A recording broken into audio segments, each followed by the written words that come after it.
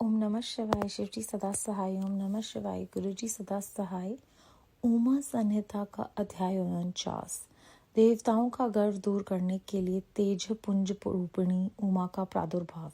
मुनियों ने कहा, संपूर्ण पदार्थों के पूर्ण ज्ञाता सूची भुवनेश्वरी उमा के जिनसे सरस्वती प्रकट हुई थी, अवतार का पुनः वर्णन कीजिए। वे देवी परब्रह्म, मूल प्रकृति, ईश्वरी, निराकार होते हुए भी साकार तथा नित्यानंदमय सती कही जाती हैं। सूची ने कहा, तपस्वी मुनियों, आप लोग देवी के उत्तम एवं महान चरित्र को प्रेम पूर्वक सुने, जिसके जानने मात्र से मनुष्य परम गति को प्राप्त होता है। एक समय देवताओं और दानवों में परस्पर युद्ध हुआ। उसमें महामाया के प्रभाव से देवताओं की जीत हो गई। इससे देवताओं को अपनी शूरवीरता पर बड़ा गर्व हुआ। वे आत्म प्रशंसा करते हुए इस बात का प्रचार करने लगे कि हम लोग धन्य हैं, धन्यवाद के योग्य हैं, असुर हमारा क्या कर लेंगे। वे लोगों का अत्यंत दुस्सह प्रभाव देखकर भयभीत हो भाग चलो कहते हुए पाताल लोक में घुस गए। हमारा बल अद्भुत है, हम में आश्चर्यजनक तेज है। हमारा बल और तेज दैत्य कुल का विनाश करने में समर्थ है। अहो, देवताओं का कैसा सौभाग्य है। इस प्रकार वे जहां तहां डींग हाँकने लगे। तदनंतर उसी समय उनके समक्ष तेज का एक महान पुंज प्रकट हुआ, जो पहले कभी देखने में नहीं आया था। उसे देखकर सब देवता विस्मय से भर गए। वे रूंधे हुए गले से परस्पर पूछने लगे, ये क्या है, ये क्या है। उन्हें ये पता ही नहीं था कि ये श्यामा भगवती उमा का उत्कृष्ट प्रभाव है, जो देवताओं का अभिमान चूर्ण करने वाला है।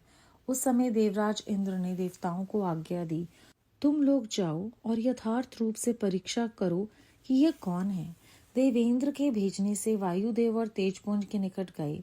तब उस तेजो राशि ने उन्हें संबोधित करके पूछा, अजी तुम कौन हो। उस महान तेज के इस प्रकार पूछने पर वायु देवता अभिमान पूर्वक बोले, मैं वायु हूँ। मुझ सर्वाधर परमेश्वर में ही ये स्थावर जंगम रूप सारा जगत ओतप्रोत है। मैं ही समस्त विश्व का संचालन करता हूँ। तब उस महातेज ने कहा, वायु, यदि तुम जगत के संचालन में समर्थ हो तो यह तृण रखा हुआ है, इसे अपनी इच्छा के अनुसार चलाओ तो सही। तब वायु देवता ने सभी उपाय करके अपनी सारी शक्ति लगा दी, परंतु वह तिनका अपने स्थान से तिल भर न हटा। इससे वायुदेव लज्जित हो गए। वे चुप हो इंद्र की सभा में लौट गए और अपनी पराजय के साथ वहां का सारा वृतांत उन्होंने सुनाया। वे बोले, देवेंद्र, हम सब लोग झूठे ही अपने में सर्वेश्वर होने का अभिमान रखते हैं, क्योंकि किसी छोटी सी वस्तु का भी हम कुछ नहीं कर सकते। तब इंद्र ने बारी बारी से समस्त देवताओं को भेजा।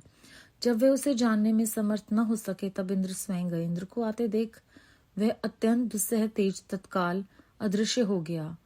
इससे इंद्र बड़े विस्मित हुए और मन ही मन बोले, जिसका ऐसा चरित्र है उसी सर्वेश्वर की मैं शरण लेता हूँ।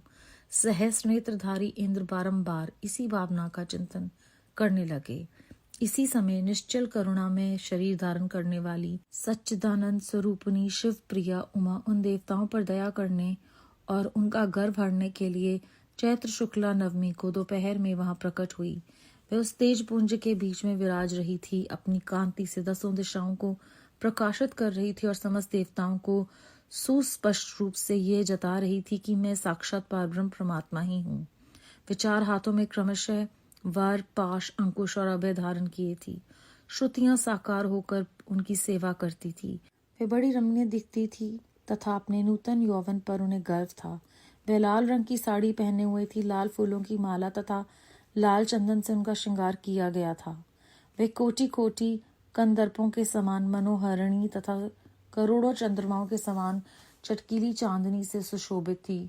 सबकी अंतर्यामिनी, समस्त भूतों की साक्षाणी तथा पारब्रह्म स्वरूपिणी उन महामाया ने इस प्रकार कहा। उमा बोली, मैं ही परब्रह्म, परम ज्योति, प्रणव रूपिणी तथा युगल रूप धारिणी हूँ। मैं ही सब कुछ हूँ, मुझसे भिन्न कोई पदार्थ नहीं। मैं निराकार होकर भी साकार हूँ, सर्व तत्व स्वरूपिणी हूँ। मेरे गुण अतकर्य हैं।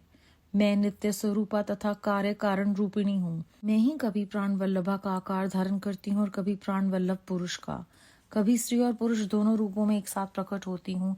यही मेरा अर्धनारीश्वर रूप है। मैं सर्व रूपिणी ईश्वरी हूँ। मैं ही सृष्टिकर्ता ब्रह्मा हूँ। मैं ही जगत पालक विष्णु हूँ तथा मैं ही संहार करता रुद्र हूँ। संपूर्ण विश्व को मोह में डालने वाली महामाया मैं ही हूँ। काली, लक्ष्मी और सरस्वती आदि संपूर्ण शक्तियां तथा ये सकल कलाएं मेरे अंश से ही प्रकट हुई हैं। मेरे ही प्रभाव से तुम लोगों ने संपूर्ण दैत्यों पर विजय पाई है। मुझ सर्व विजयनी को न जानकर तुम लोग व्यर्थ में ही अपने को सर्वेश्वर मान रहे हो। जैसे इंद्र जाल करने वाला सूत्रधार कठपुतली को नचाता है, उसी प्रकार मैं ईश्वरी ही समस्त प्राणियों को नचाती हूँ। मेरे भय से हवा चलती है, मेरे भय से ही अग्निदेव सबको जलाते हैं तथा मेरा भय मानकर ही लोकपालगण निरंतर अपने अपने कर्मों में लगे रहते हैं। मैं सर्वथा स्वतंत्र हूँ और अपनी लीला से ही कभी देव समुदाय को विजयी बनाती हूँ तथा कभी दैत्यों को। माया से परे जिन अविनाशी परात्पर धाम का श्रुतियां वर्णन करती हैं, वह मेरा ही रूप है। सगुण और निर्गुण ये मेरे दो प्रकार के रूप माने गए हैं। इनमें से प्रथम तो माया युक्त है और दूसरा माया रहित। देवताओं, ऐसा जानकर गर्व छोड़ो और मुझ सनातनी प्रकृति की प्रेम पूर्वक आराधना करो। देवी का यह करुणा युक्त वचन सुन देवता भक्ति भाव से मस्तक झुकाकर उन परमेश्वरी की स्तुति करने लगे। जगदीश्वरी, क्षमा करो। परमेश्वरी, प्रसन्न हो। माते, ऐसी कृपा करो जिससे फिर कभी हमें गर्व ना हो। तब से सब देवता गर्व छोड़कर एकाग्रचित हो पूर्वतः विधि पूर्वक उमा देवी की आराधना करने लगे। ब्राह्मणों, इस प्रकार मैंने तुमसे उमा के प्रादुर्भाव का वर्णन किया है, जिसके श्रवण मात्र से परम पद की प्राप्ति होती है। अध्याय 49 समाप्त। इस अध्याय में हमने जाना कि जब देवताओं को गर्व हो जाता है कि उन्होंने ही जो दैत्य हैं उनका संहार किया है, तब देवी जो हैं वो पुंज रूप में आती हैं और हर देवता जो है वो प्रयत्न करता है कि वे तिनके को हिला दें। जब कोई भी देवता ये कार्य करने में समर्थ नहीं हुआ तो अंत में इंद्र जो है वो स्वयं गए और उन्होंने देखा कि ये जो तेज है वो अदृश्य हो गया। इसे देखकर इंद्र ने कहा कि मैं आपकी शरण लेता हूँ। ऐसा कहने पर करुणा में शरीर धारण करने वाली वो सच्चिदानंद शिव प्रिया उमा देवताओं पर दया करने के लिए और उनका गर्व जो है उसे हटाने के लिए चैत्र शुक्ला नवमी को दोपहर में प्रकट हुई।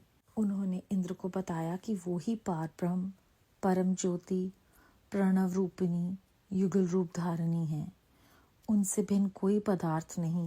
उन्होंने इंद्र को बताया कि कभी वो प्राण वल्लभा का आकार धारण करती हैं, कभी प्राण वल्लभ का और कभी एक साथ अर्धनारीश्वर रूप में आती हैं। वो ईश्वरी हैं, वही सृष्टिकर्ता ब्रह्मा हैं, वही जगत पालक विष्णु हैं और वही संहार करता रुद्र हैं और वो समस्त जो विश्व है उसे मोह में डालती हैं। कभी वो काली के रूप में आती हैं, कभी लक्ष्मी और कभी सरस्वती। ये सारी शक्तियाँ, उनकी सकल कलाएं उन्हीं के अंश से प्रकट हुई हैं और उन्होंने बताया कि तुमने मेरी ही सहायता से दैत्यों पर विजय पाई है। कभी मैं देव समुदाय को जिता देती हूँ और कभी दैत्यों को। और माया से परे अविनाशी परात्पर धाम की का श्रुतियाँ जो वर्णन करती हैं वो रूप भी मैं ही हूँ। सगुण और निर्गुण ये मेरे ही रूप हैं। सगुण जो है वो माया युक्त है और निर्गुण रूप जो है वो माया रहित है। तुम इसलिए गर्व छोड़ो और मेरी आराधना करो।